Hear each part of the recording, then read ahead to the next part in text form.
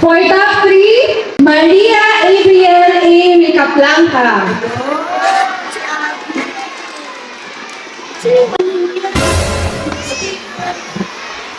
Nagkaroon nga pala kami ng Reading Month celebration dito sa aming paaralan. At isa sa mga activities namin ay ang Book Character Parade. Dito nga nabuhay ang mga tauhan sa bawat aklat. Ang ganda naman kasi ng mga costumes ng mga bata at talagang ginalingan ng mga magulang.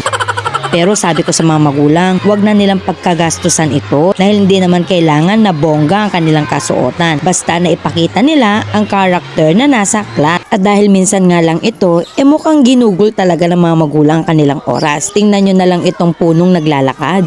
Okay, first place, JP Junior Bazar.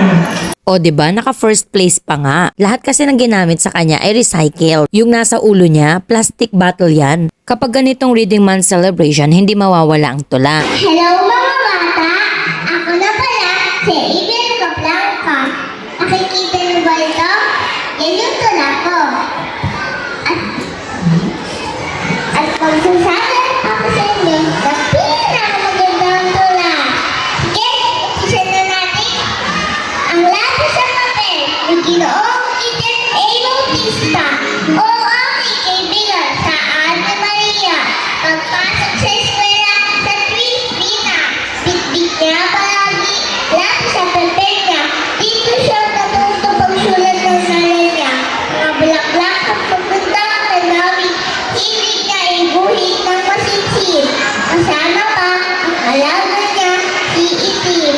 Ang lapis sa papel, kaibigan at Turing. Siyempre, ang ganitong programa mayroon ding kwento mula sa grade 1 pupil. Ngunit hindi na ito kayang akyatin. Legit ang kaba ng nanay, tatay, / coaches na rin. Hindi rin mawawala ang husay at galing ng aming reading ambassador na si Ma'am Michelle. At nariyan din ang Lola Basyang ang Lola Fairy namin. Hinandugan din niya kami ng kwento na kapupulutan namin ng aral.